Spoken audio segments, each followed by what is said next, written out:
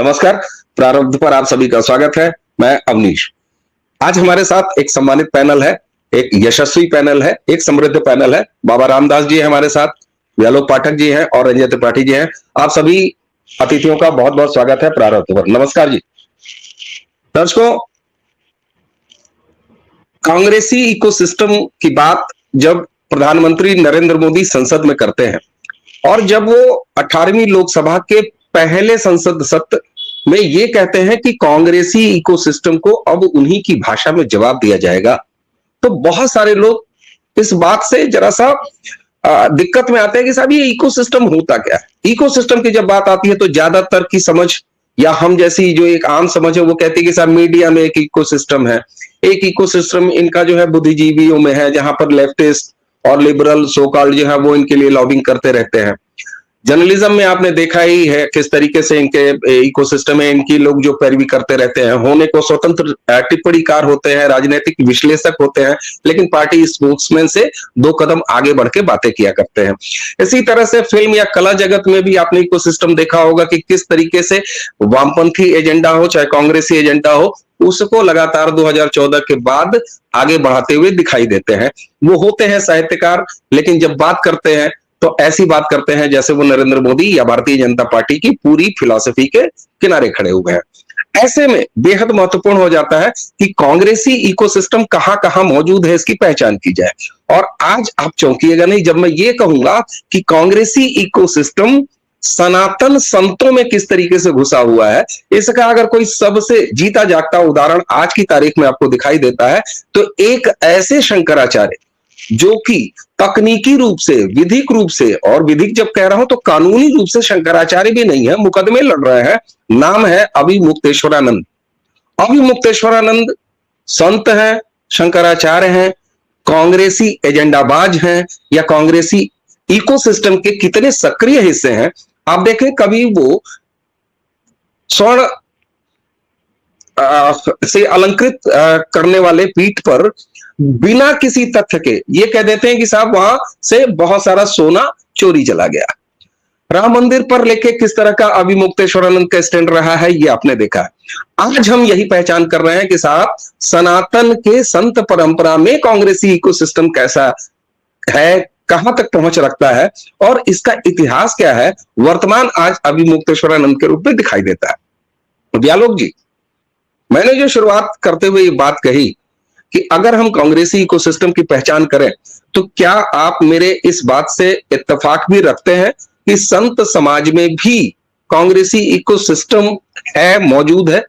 पहले तो क्या ये मेरी अवधारणा सही है, ये मेरी बात गलत है या मैं पूर्णता गलत है मेरी बात?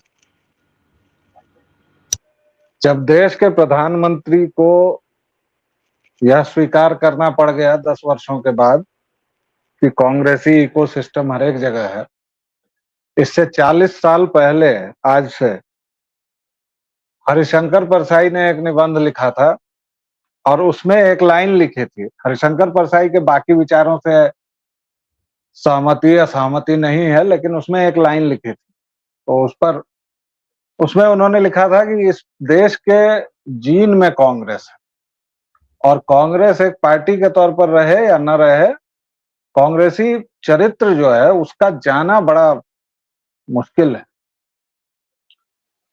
और उसके बाद वो पूरा आलेख है, उसमें उन्होंने 1970 में कांग्रेस क्या क्या कर रही थी, लाइसेंस परमिट राज में किस तरह लोगों का जीना दूभर था, वो सब है। बहरहाल कांग्रेसी इकोसिस्टम आपके संत परंपरा में इतना है कि सबसे बड़ी बात कि आज तो एक तो शब्दों का इतना अवमूल्यन हो गया है कि मैं समझ नहीं पाता हूं कि मेरे जैसे लोग बातचीत भला कैसे करें। जैसे अभिमुक्तेश्वरानंद को शंकराचार्य कहना ही पड़ेगा, ऐसा एक सिस्टम बन गया है, जबकि वो कहीं से शंकराचार्य नहीं है। शंकराचार्य के पैरों के धूल का अगर लक्षवां कण यानी लाखवां कण भी ये अभिमुक्तेश्वरानंद होता या कोई भी शंकराचार्य जो अभी बैठा है, तो क्या ये लोग मुकदमेबाजी करते? संत मुकदमेबाजी करता है क्या? संत राजनीति करता है? राजनीतिक बयान देता है, किसी एक पार्टी के लिए बैटिंग करता है। भाई देवराहा बाबा भी थे, मंच मचान पर रहते थे, उनके पास अगर राजीव गांधी जाते थे तो अटल जी भी जा सकते थे और जाते थे, और वो सबको वही मचान से ना तो नीचे उतरना ना कुछ करना। ये संत महोदय तो शादी में जाते हैं, राम मंदिर के उद्घाटन में नहीं जाते हैं। भाई प्राण प्रतिष्ठा कोई भाजपा का निजी कार्यक्रम नहीं था। आप उसको मान रहे हो तो आप उसी कतार में खड़े हैं जहां अखिलेश खड़े हैं, जहां राहुल गांधी खड़े हैं, जहां ममता बनर्जी खड़ी। और देखिए कांग्रेसी इकोसिस्टम कहां-कहां घुसा हुआ है। मैं शंकराचार्य और अभी मुक्तेश्वरानंद के बारे में हमारे 2 लोग बहुत बोलेंगे ही। मैं बस कुछ बाइनरीज मिला दे रहा हूं, कुछ संकेत जो हैं उनको जोड़ दे रहा हूं। आज अभी जब हम लोग बात कर रहे हैं तो नीति आयोग की बैठक चल रही है दिल्ली में, और उस बैठक से ममता बानो भाग खड़ी हुई। आरोप वही जो राहुल गांधी लगाता है संसद में कि मेरा माइक बंद कर दिया गया, दूसरों को 20 मिनट दिया गया, इनको 5 मिनट दिया गया। अब वो तो हल्ला होगा, और भाजपाई और एनडीए वाले इतने महान हैं कि वो आके पता नहीं करेंगे भी कि नहीं, जब प्रेस कॉन्फ्रेंस करनी चाहिए इसका खंडन मंडन भी नहीं करेंगे, और ये एक झूठ और स्थापित हो जाएगा। बाकी कांग्रेसी मुख्यमंत्री इसमें नहीं शामिल या इंडी दुर्घटना के जितने भी सदस्य हैं, तो कांग्रेसी इकोसिस्टम वहां भी है। जो ममता बानो शामिल भी हुई, उसने भी वहां नाटक करके और सब कुछ करके, जबकि ममता बानो को अभी मुख्यमंत्री कैसे बने रहना चाहिए भाई, खास तौर से संदेश खाली के बाद और तमाम चीजों के बाद। लेकिन वो है, ये भी कांग्रेसी इकोसिस्टम है। और आपकी संत परंपरा में इकोसिस्टम ऐसे है कि इनके संजय भाई विशेष विस्तार से बताएंगे, लेकिन उनके भी कारनामे हैं। और ये भाई जी जब सपा के राज में पूरे गए थे, इनको दौड़ा दौड़ा के, लिटा लिटा के, भगा भगा के, पकड़ पकड़ के, उठा उठा के, बिठा बिठा के, लिटा लिटा के, जब सपाई पुलिस ने भरपूर सेवा दी थी, तब ये शंकराचार्य जी महोदय कहाँ थे?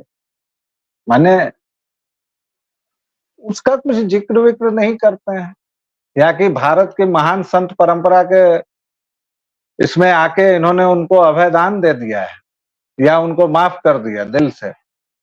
रंजय भाई आपका पूरा किस्सा है, मैं उसको लूट नहीं रहा हूं, मैंने बस ऐसे 2-3 चीजें बता दी। एक आखिरी चीज बता दे रहा हूं कि कांग्रेसी इकोसिस्टम और ये जो तथाकथित संत हैं, तथाकथित पत्रकार हैं, सब साले तथाकथित ही, सब सो कॉल्ड हैं।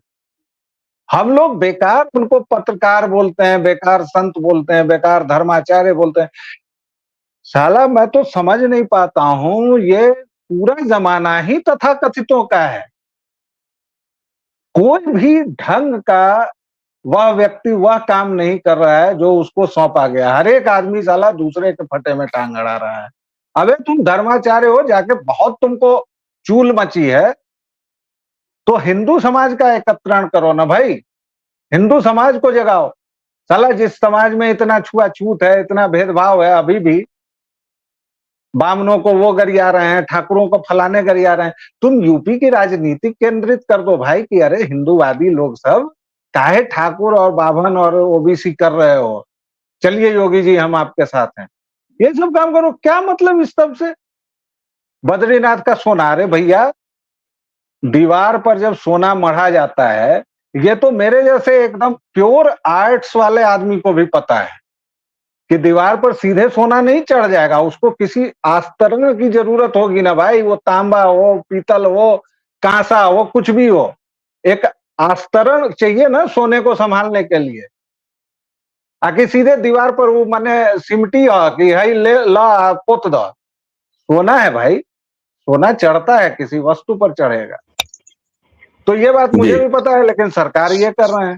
तो खैर बाकी अब दोनों भाई देंगे उन श्रीमान जी के बारे में महत्वपूर्ण जानकारी। मेरी तो टिप्पणी पहली यही थी, अगर ज्यादा समय ले लिया हो तो रंजय भाई कटवा लेंगे 1 मिनट, ये देर से आए। जी जी बिल्कुल। देखिए दर्शकों, व्यालोक जी ने जो बात शुरुआत की उसमें से जो इंगित करने वाली महत्वपूर्ण बात निकल के ये आती है कि साहब आप जो हैं, जिसके निमित्त हैं, जिस काम के व्यक्ति हैं, जो आप जानते हैं आप अपना काम करिए ना भाई। आप कभी उद्धव ठाकरे की सरकार और उनकी राजनीति के बारे में लगते हैं बोलने, कभी लगता है कि आप एक बिल्कुल सामान्य से फेसबुकिया हो जाते हैं, जो कि एक नारा लगाता हुआ घूमता है। आपने इतना बड़ा आरोप लगाया कि इतने किलो जो है वो सोना चोरी हो गया, तो साहब आपने मीडिया की किसी रिपोर्ट के आधार पर लगा दिया और अब आप जो है यूटर्न लेते हुए दिखाई दे रहे हैं। हमारे साथ बाबा रामदास जी हैं। बाबा रामदास जी, आप उस संत परंपरा को, उस संत समाज को यहां पर रिप्रेजेंट कर रहे हैं। सर, शंकराचार्य जैसी एक ऐसी पदवी जिसके लिए कि सनातन के लिए विशेष महत्व है और लाखों करोड़ों सनातनियों के लिए उसका विशेष महत्व है। ऐसे में हम ये इस पर नहीं जाएंगे कि इनकी मुकदमेबाजी किसके साथ चल रही है, ये वाकई के संत हैं कि नहीं है, ये शंकराचार्य हैं कि नहीं है, इन सारी चीजों पर मैं नहीं जाऊंगा। लेकिन अगर शंकराचार्य जैसी सो कॉल्ड पदवी, मैं सो कॉल्ड कह रहा हूं अभी मुक्तेश्वरानंद के संदर्भ में सर, अगर वो इस तरह की राजनीतियों में जा रहे हैं जिनका कि पुराना एक पैटर्न भी रहा है, कम से कम इनके जो गुरु थे उनका तो पैटर्न रहा ही रहा है, तो ऐसे में संत समाज या जो हमारे धार्मिक जो गुरु लोग हैं या हिंदू हिंदू जो धर्म गुरु लोग हैं, वहां पर किस तरह का एक विचलन आता है। और क्या आपको ये नहीं लगता है कि ये संतों की क्रेडिबिलिटी को कम करने जैसी कोई बात हो जाती है जब अभी मुक्तेश्वरानंद जैसे लोग इस तरह की सतही राजनीति करते हैं? बाबा जी। देखिए अवनीश भाई, मैं आपको बताऊं, ये कॉरपोरेट जगत में और जो ये व्यापार जगत है ना, इसमें जो बहुत बड़ी फॉर्च्यून 500 कंपनियां होती है ना, या जो बड़े बिजनेस टाइकून्स होते हैं, जो बिजनेस ग्रुप्स होते हैं बड़े वाले, वो किसी एक बिजनेस को पकड़ के नहीं चलते हैं, वो सर्वाइव भी नहीं कर सकते। वो दुनिया के हर बिजनेस में उनका स्टेक होता है। जैसे वो माइनिंग में भी जाएंगे, वो शिपिंग में भी जाएंगे, वो स्टील इंडस्ट्री में भी जाएंगे, वो एंटरटेनमेंट में भी घुसेंगे, वो मीडिया में भी घुसेंगे, वो एग्रो प्रोडक्ट्स में भी घुसेंगे, वो फर्टिलाइजर में भी घुसेंगे, मतलब वो फार्मास्यूटिकल में भी घुसेंगे, मतलब हर फील्ड में कुछ ना कुछ स्टेक चाहिए। सर उसी तरह जो ये पॉलिटिकल पार्टी है ना, इसको भी समाज के हर वर्ग में इसका स्टेक होना चाहिए, इसके आदमी होने चाहिए, उसका पेनिट्रेशन होना चाहिए। तो सनातनी हिंदू संत समाज में यह व्यक्ति कांग्रेस का स्टूज है। कांग्रेस की जो संत समाज में घुसपैठ है भाई, हमारा संत समाज, एक तो हमारे संत समाज की प्रॉब्लम है कि आपस में लड़ता झगड़ता रहता है। बहुत सारा संत समाज जो है वो इंडिपेंडेंट है, कुछ आपसी की लड़ाई से ही किसी को फुर्सत नहीं है, बहुत सारा बीजेपी की तरफ इंक्लाइंड है। और तो आखिर कांग्रेस के लिए भी तो कुछ चाहिए। अच्छा, आपने देखा होगा समाजवादी पार्टी वाले जो हैं, वो जय बाबा गुरुदेव वाले चेले और हाई जो अभी जो लेटेस्ट कांड किए हैं सब, तो ये क्या है? समाज भाई, अगर कांग्रेस का भी एक वर्ण शंकराचार्य, उसको मैं वर्ण शंकराचार्य बोलता हूं, अविमूल्येश्वरानंद सरस्वती, तो अगर कांग्रेस के पास वर्ण शंकराचार्य अविमूल्येश्वरानंद है, तो फिर अखिलेश बिना बिना कैसे उसके काम चलाएंगे? तो इसीलिए ना वो हाउ राम गोपाल और वो जय गुरुदेव और राम बिरेच और वो सब मिलाकर ये घालमेल समझ रहे हैं। तो सर ये कांग्रेस का पाला हुआ पिट्ठू है, जो कांग्रेस संत समाज में कांग्रेस के हितों की रक्षा करने के लिए, पहली बात। दूसरी बात है सर, एक तो संत समाज इनको शंकराचार्य मानता ही नहीं, इस पे इनकी तो पहली नॉमिनेशन पे ही मुकदमेबाजी है। पहली बात तो ये जन्मना ब्राह्मण ही नहीं है, तो पहली शर्त है कि भैया शंकराचार्य हैज टू बी जन्मना जन्म से ब्राह्मण होना चाहिए, ये तो जन्म से ओबीसी हैं। इनका तो पूरा कच्चा चिट्ठा, कुंडा का नाम, प्रतापगढ़ में जहां के रहने वाले हैं वहां के लोगों ने पूरा इनका रिकॉर्ड निकाल दिया है। तो फर्जी, और सुनिए, ऐसे लोगों का जो मुंह से या पिछवाड़े से कुछ भी बोल देते हैं, जैसे पिछवाड़ा, एक बार बताए ना, अगर आपको बोल दीजिए कि आपको लेक्चर देना है पर आवाज पिछवाड़े से निकलेगी, तो क्या निकलेगी? तो यही सब ने निकलेगी। तो इनका सर सबसे सही ट्रीटमेंट किया था अखिलेश ने, सचमुच। मारा कम था, घसीटा ज्यादा था। सर ऐसे अविमूल्येश्वरानंद का जो सरे, एक बार बताइए ना, राहुल गांधी सरेआम कह रहा है कि हिंदू हिंसक होता है, और वो सरेआम राहुल गांधी का पक्ष ले रहा है। ये आदमी आपको हिंदू संत समाज के नाम पे कलंक नहीं लगता? तो इसका सर वही ट्रीटमेंट चाहिए इसको। और आपको मालूम है, ये जो एंटी वैक्सीन डोज होता है सर, ये बूस्टर डोज हर साल लगाना पड़ता है, आपको पता है इस बात का? साल 2 साल 5 साल में एक बार। तो इसको ये डोज कब मिला था बनारस में? 3-4 साल हो गया। इनको सर बूस्टर डोज का टाइम हो गया। अब ये जब कभी उत्तराखंड पधारे तो धामी जी को चाहिए कि उत्तराखंड पुलिस से बोल के कहे बाबा जी को बूस्टर डोज लगाओ, इनका ओवरड्यू चल रहा है। जी जी बिल्कुल, आपने तो 3-4 साल कहा, 3-4 साल नहीं सर, 2017 में ही अखिलेश जी की सरकार बदल गई थी। 2000, तो ये इनका इलाज जो है 2015 में हुआ था, और उसी गोदौलिया चौराहे पर हुआ था, और बड़े कायदे से हुआ था। अच्छा, आपने दर्शकों देखा, बाबा रामदास जी ने जब ये कहा कि साहब, संत परंपरा में भी उनके, यानी कांग्रेसी इकोसिस्टम, यही तरीका है। और मैंने एक अभियान छेड़ा हुआ है रंजन जी अपने प्रारब्ध के मंच पर, जब से 18वीं लोकसभा के पहले सेशन में प्रधानमंत्री ने कांग्रेसी इकोसिस्टम को उन्हीं की भाषा में जवाब दिए जाने की बात कही, तो मुझे ये लगा कि हम एक विनम्र प्रयास कर सकते हैं, जिसमें छोटा ही सही लेकिन सतत प्रयास होगा कि हम दर्शकों के सामने ये पहचान करें कि कांग्रेसी इकोसिस्टम कहां-कहां मौजूद है। कुछ रास्ते मीडिया के और बाकी जो मैंने शुरू में इंट्रो में बोला कि लोगों को पता है, लेकिन संत समाज में भी किस तरीके से इकोसिस्टम काम करता है। कई बार क्या होता है कि हमारी वर्जनाएं हैं, हमारे संस्कार हैं कि कोई भी गेरुआ या संत रूप में बाबा रामदास जी अगर है तो हमारा विनम्रवत इनसे जो है प्रणाम होगा, इनका हम आदर करेंगे, एक हमारे संस्कार है। लेकिन सर, जब अभिमुक्तेश्वरानंद जैसे व्यक्ति की बात आती है जो खुल के एक सस्ते राजनेता की तरह व्यवहार करते हैं, और कई बार उससे भी आगे, देखिए एक राजनेता तो फिर भी अपनी राजनीति करता है और अपने विरोधी राजनीतिक पार्टी जो होती है, विचारधारा जो होती है, उसका वो विरोध करता है, वो जेन्युइन है सर। लेकिन एक तरफ आप कहें कि हमने गेरुआ पहन रखा है, हम शंकराचार्य जैसी पदवी पर कायम है, हम शंकराचार्य हटा ही देते हैं क्योंकि वो बिल्कुल उस लायक नहीं है, और तकनीकी रूप से, लीगल रूप से भी वो शंकराचार्य नहीं है। लेकिन ऐसे में ये विभेद और पैदा होता है, और यहाँ अभिमुक्तेश्वरानंद के पीछे तो एक पूरी इनकी विरासत है। यानी क्या ये खानदानी फर्जीपने के शिकार है, या आज जब हम कह रहे हैं कि कांग्रेसी इकोसिस्टम आज दिखाई दे रहा है, लेकिन जैसा कि बाबा रामदास जी ने भी कहा कि ये हमेशा से चलता है। अभिमुक्तेश्वरानंद के पीछे के इतिहास के बारे में भी ऐसा कुछ लगता है, चाहे इनके गुरु हो, चाहे उनके गुरु की जो एक्टिविटीज रही हो, क्या कहेंगे आप?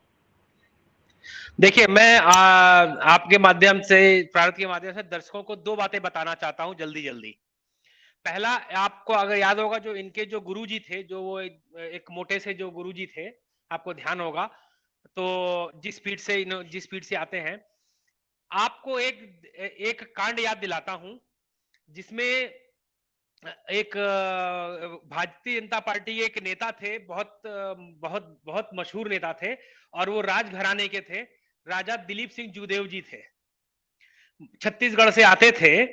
बहुत दर्शकों को मैं बता दूं कि छत्तीसगढ़ में बहुत ज्यादा आदिवासियों का धर्म परिवर्तन हो रहा था, और उस धर्म परिवर्तन को रोकने और उस धर्म परिवर्तन के विरुद्ध में काम करने के लिए दिलीप सिंह जूदेव जी जाने जाते हैं। और वो राजघराने के व्यक्ति थे, राजघराने के, मतलब he was a royal, from royal family. उन्होंने इनके अमितेश्वर के स्वामी जी को, के गुरु जी को अप्रोच किया था कि जो छत्तीसगढ़ में जो धर्म परिवर्तन हो रहा है, हिंदुओं से जो ईसाई धर्म में परिवर्तन किया जा रहा है, मैं चाहता हूं कि आप आए, छत्तीसगढ़ में आश्रम बनाएं और छत्तीसगढ़ में आप सनातन को बढ़ाएं और इस ईसाई धर्मांतरण के विरोध में कार्य करें। तो वो ये मान गए और दिलीप सिंह जूदेव ने 1800 एकड़ जमीन देने का इनको वादा किया था और शायद कुछ 1200 एकड़ कुछ जमीन जो है इनके आश्रम को बनाने के लिए उन्हें दे भी दिया था और वहां पे बोला था कि आप आइए और आश्रम बनाइए। इन्होंने जमीन तो ले ली लेकिन आश्रम नहीं बनाया। और उस बीच में क्या हुआ, क्या डिस्कशन हुआ, दो चीजें बड़ी प्रमुखता से हुई। उसी मीटिंग के कुछ दिनों के बाद में जो व्यक्ति 1200 एकड़ और कई करोड़ रुपए आपके आश्रम को दान दे रहा है, वो 50,000 रुपए का एक चंदा लेने के जुर्म में पकड़ा, में उसका एक स्टिंग ऑपरेशन किया, शायद इसी तहलका ने किया था। और आपको याद होगा दिलीप सिंह जूदेव जी जो है वो मंत्रालय से भी हटाए गए और फिर तमाम चीजें हुई। उसके बाद दिलीप सिंह जूदेव जी का जो ईसाई धर्मांतरण रोकने का जो प्रयास था वो भी बहुत बहुत ज्यादा उस पे जो है धूमिल हुआ। और ये भी याद दिला देता हूं कि उसी दौरान इनके गुरुजी का एक फोटो वायरल हुआ जो आज भी आपको, देखिए सिंबलिज्म बहुत महत्व रखते हैं।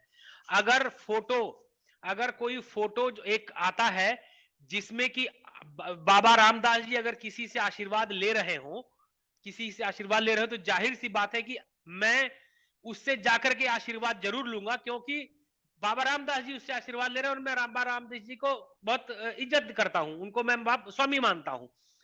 तो उनके गुरुजी का आपको ध्यान होगा कि एक फोटो बहुत प्रचलित हुआ जिसमें वो बैठे हुए थे और इनके सर पे हाथ रख के एक बैप्टिस्ट, एक पादरी जो है इनको आशीर्वाद दे रहा था और बहुत प्रचलित हुआ, जिसके कारण जो ईसाई धर्मांतरण, इनफैक्ट जिसको रोकने के लिए दिलीप सिंह जूदेव जी ने इनके गुरुजी को अप्रोच किया था, उसके ठीक उल्टा इन्होंने किया, ईसाई धर्मांतरण का और बढ़ावा मिला। एक तो ये घटना है। दूसरी घटना रिसेंटली इन्हीं स्वामी, यही जो बाबा अभी मुक्तेश्वरानंद है, इनकी है। आपको इसी चुनाव जो 2024 का शुरू हुआ उसके ठीक 2 महीने पहले फरवरी में इन्होंने एक पद यात्रा निकाली थी। उस पद यात्रा का इन्होंने कहा था कि मैं सरकार से मांग करता हूं कि सरकार जो है वो गो हत्या पे और गोवंश की हत्या पे बैन लगाए। अच्छी बात है, गो हत्या नहीं होनी चाहिए, गोवंश हत्या नहीं होनी चाहिए, उस पर बैन लगना चाहिए। लेकिन इन्होंने वो यात्रा मालूम है कहां की थी? मथुरा और वृंदावन में। और दर्शकों को बता दूं कि जो उत्तर प्रदेश की जो योगी सरकार है उसने मथुरा वृंदावन के कई किलोमीटर के परिधि में टोटल नॉनवेज बंद कर रखा है। गो हत्या तो बंद कर दीजिए, वो जो छोटे छोटे होते हैं मुर्गांडा, वो भी बैन है।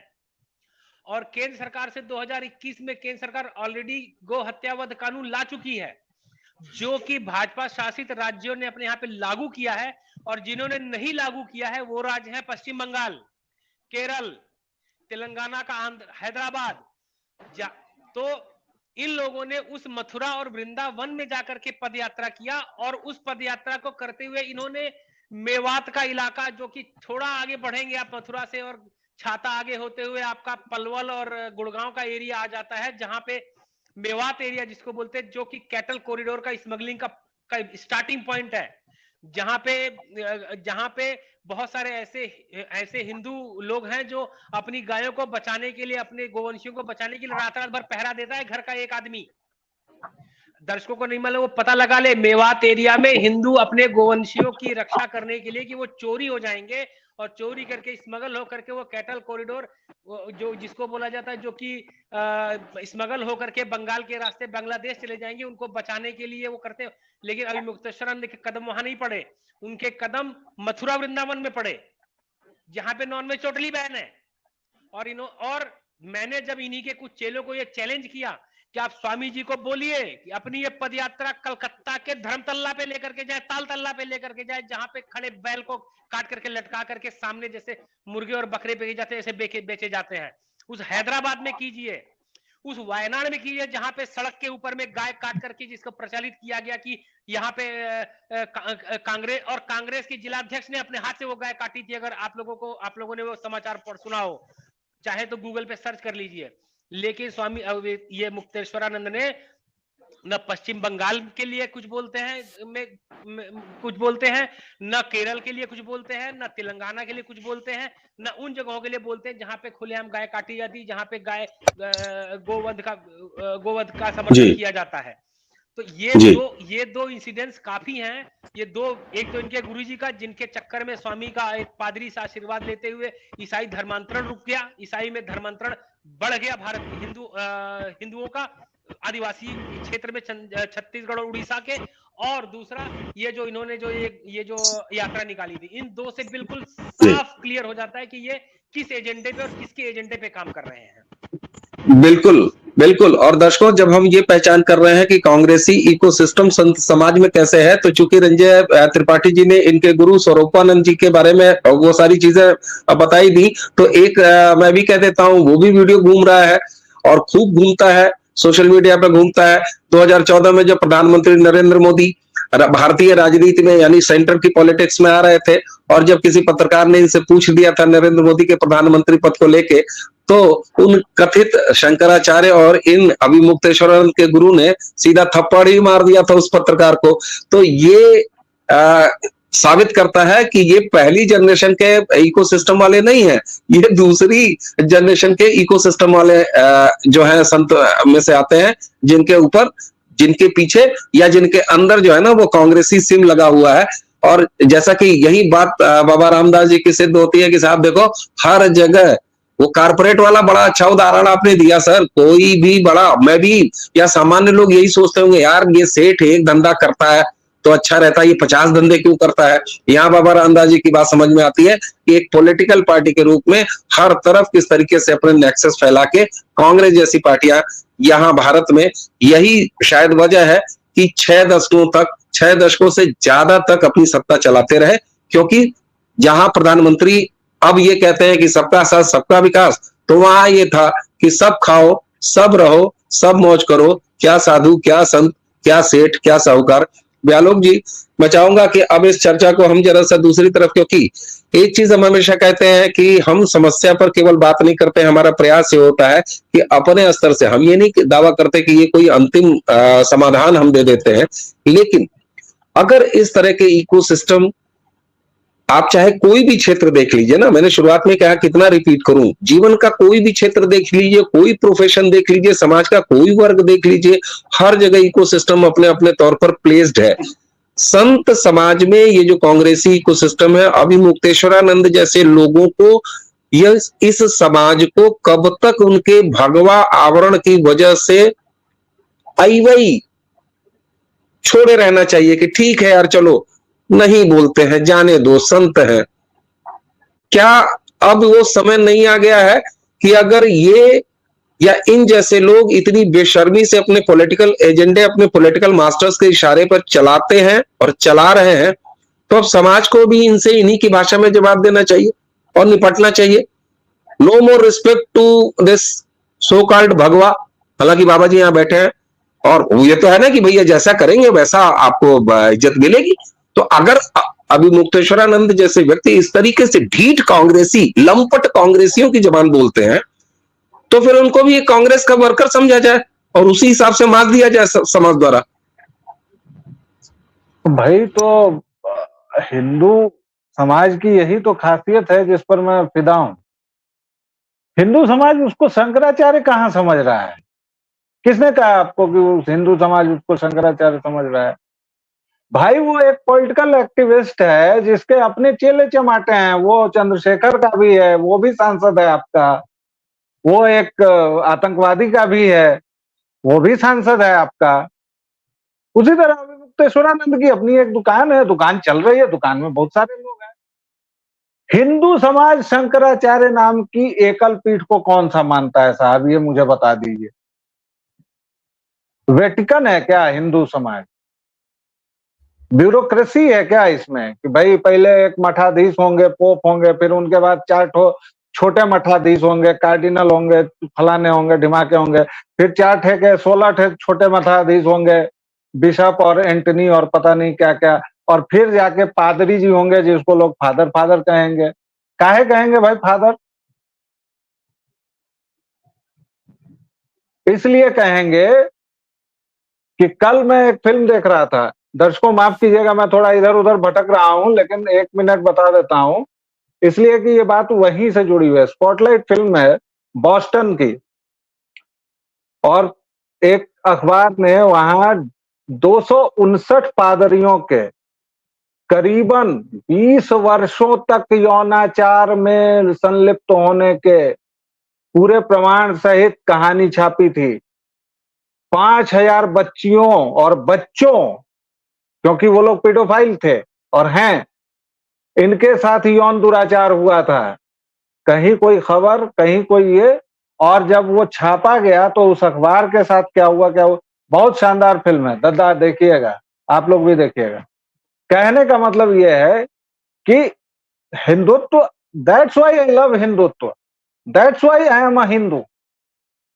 मुझे अपने और भगवान के बीच में किसी दलाल वलाल की जरूरत नहीं है भाई, मेरा कोई नहीं है। अरे मैं हूं और ब्रह्म है, या फिर मैं ही ब्रह्म हूं, यही हिंदुत्व है ना। बहुत बड़ी 4 बात, शब्द में, बहुत बड़ी बात। 4 लाइन में, मैं हूं और ब्रह्म है, या मैं ही ब्रह्म हूं, हम ब्रह्मास्मि, तत्वमसि, ठीक बात। श्वेत केतु। श्वेत केतु को बालक ने यही कहा था ना, उसने पूछा कि कौन है, तो उसने कहा जो तुम हो। बस यही है उपनिषद, पूरा उपनिषद का ज्ञान यही है महाराज। तो इसलिए ये बिल्कुल। अभिमुक्तेश्वरानंद हो या लंपट जी हो या संपट जी हो, सब उस प्रवाह में है, चल रहा है, और इनको जनता जो कर रही है ये डिजर्व करते हैं, उसी मुताबिक दे भी रही है। अब चेलों का क्या है साहब, चेले तो उसके भी थे जो 200 चेलों को मार गया और अभी तक उस पर एक FIR नहीं हुई है, तो बिल्कुल वो भी है। बिल्कुल बिल्कुल। और व्यालोक जी यहाँ पर कहते हैं ना कि देखिए मैंने जब ये कहा कि तमाम शंकाएं, तमाम जो समस्याएं हैं उस पर बात करने के बाद समाधान की तरफ बात करना बहुत जरूरी है, तो स्वभावगत आपने कितना सहज तरीके से एक समाधान जैसे ही बात कह दी कि भाई साहब हम कोई अब्राहमिक रिलीजन थोड़ी ना, कि हम ना किसी किताब से चलते हैं, हम ना किसी एक वेटिकन से चलते हैं। हमारे यहाँ तो इतनी समृद्ध परंपरा है कि सब जीते हैं, सब खाते हैं, सब कमाते हैं, सब पूजे जाते हैं, सब गरियाए जाते हैं। हमारे यहाँ चारवाक भी है, हमारे यहाँ सारे हैं। हमारे लिए तो शंकराचार्य हमारे बाबा रामदास जी है। अगर हम इनसे कुछ अर्जन कर सके तो हमारे लिए शंकराचार्य, हमारे पूज्य शंकराचार्य से भी बहुत ज्यादा बड़ी पदवी रखने वाले बाबा रामदास जी हैं। यदि हम इनसे अग्रज के रूप में ही अपने जीवन में कुछ उतार सके। बाबा जी, समाधान के रूप में जैसी बात व्यालोक जी ने अभी कही है कि हम किसी एक या किसी सिस्टम या किसी किताब या किसी पदवी से थोड़ी ना गवर्न होते हैं, ये सनातन है ही नहीं। तो क्या यही समाधान है इस तमाम निराशाजनक स्थितियों के बीच में? देखिए, पिछले कुछ साल पहले की बात है, ये अकाल तख्त ने कुछ सिखों को जो है अपने यहाँ बुलाया था, और नहीं आए तो तनख्वाहिया घोषित कर दिया था। तो ऐसा ही वहां पे भी है, वहां से फतवा आ जाता है, फतवागिरी चलती। उधर वेटिकन में भी यही है, वहां से सब जो गवर्न होता है। तो किसी ने कहा कि हमको भी ऐसा ही एक सिस्टम डेवलप करना चाहिए। मैंने उसका जवाब एक फेसबुक पोस्ट लिख के दिया था कि पब्लिक जूतों से मारेगी जो हमारी ठेकेदारी करने की कोशिश करेगा। हिंदुत्व की सबसे बड़ी खासियत यह है कि हिंदुत्व ने अपने आप को कभी भी किसी एक पुस्तक, एक पूजा पद्धति, एक इष्ट देव में बांध के नहीं रखा। उसने हमको यही तो स्वतंत्रता दी है कि आप तर्क कीजिए, आप सवाल कीजिए हमसे। तो साहब, हिंदुत्व सनातनी जो है वो किसी एक खूंटे से तो बंध ही नहीं सकता। हमारी सबसे बड़ी क्वालिटी ही यह है कि हम इधर उधर देख के, सवाल पूछ के, तर्क करके, तर्क की कसौटी पर कस के नए विचारों का प्रतिपादन करते हैं। हम नई पूजा पद्धतियां, नए धार्मिक ग्रंथ, आखिर इसी हिंदुत्व से न जैनिज्म निकला, इसी हिंदुत्व से न बुद्धिज्म निकला, इसी हिंदुत्व से न सिखिज्म निकला, इसी हिंदुत्व से न इतने सारे रिलीजियस, सोशल और पॉलिटिकल थॉट्स निकले। तो यही तो सबसे बड़ी खासियत है। तो हम किसी एक शंकराचार्य के खूंटे पे क्यों बंधेंगे साहब? और इस आदमी को जो ट्रोल किया जा रहा है, हिंदू समाज ही तो ट्रोल कर रहा है, सबसे बड़ी बात।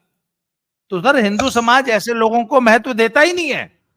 बहुत बड़ी बात, बहुत बड़ी बात आपने आज सामने रख दी इस पूरे प्रकरण और इस व्यक्ति से जुड़ा हुआ कि इस व्यक्ति की क्लास कौन लगा रहा है? हिंदू समाज, हम हिंदू समाज ही लगा रहे हैं। और बल्कि आप देखिए तो जो इकोसिस्टम है जिसमें कुछ मजहबी भी हैं, अरे मैंने कुछ एक जगहों पे उनको भी शंकराचार्य जी के साथ ही अन्याय होता हुआ, अन्याय हो रहा है, ये इस तरह की बातें करते हुए और लिखते हुए सुना है।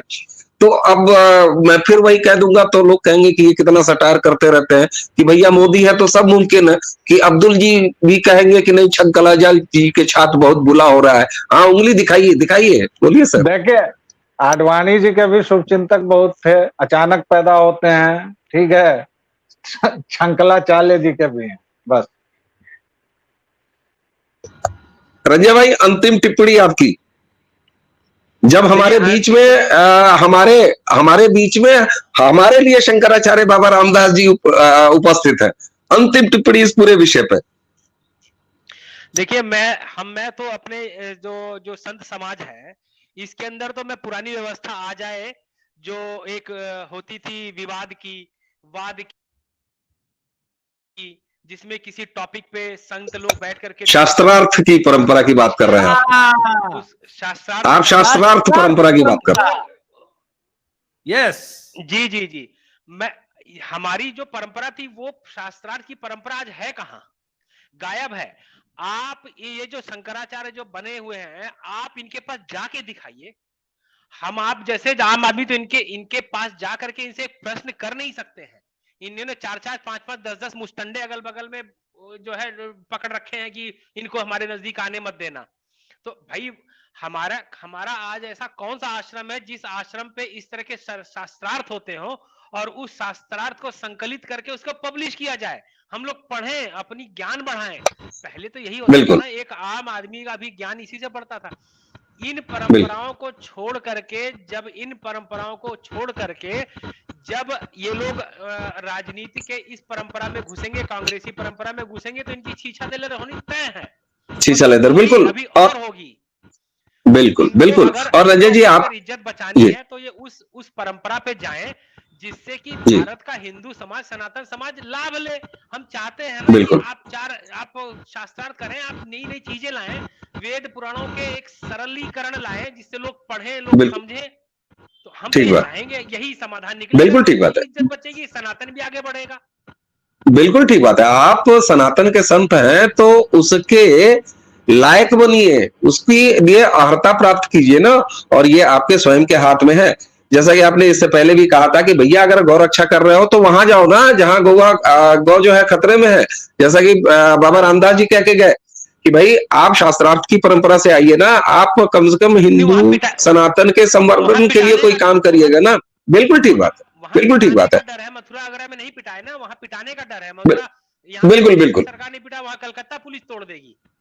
बिल्कुल बिल्कुल। और दर्शकों यहीं पर यह बात पूरे विमर्श में निकल के सामने आती है कि कांग्रेसी इकोसिस्टम किस तरीके से भारतीय संत, सनातन संत परंपरा में भी घुसा हुआ है। लेकिन सबसे अच्छी और सकारात्मक बात यह है, जैसा कि रंजय जी ने कहा, बाबा रामदास जी ने कहा और ब्यालोक जी ने कहा कि यही तो सनातन है, यही तो हमें हिंदू होने का गर्व है कि हम खुद ऐसी चलनी लगा के चाले रहते हैं कि अभी मुक्तेश्वर जैसे लोग जो कि कहीं से भी एक राजनीतिक कार्यकर्ता से ज्यादा और कुछ नहीं नजर आते हैं, उनको समाज शंकराचार्य मानता ही कहां है।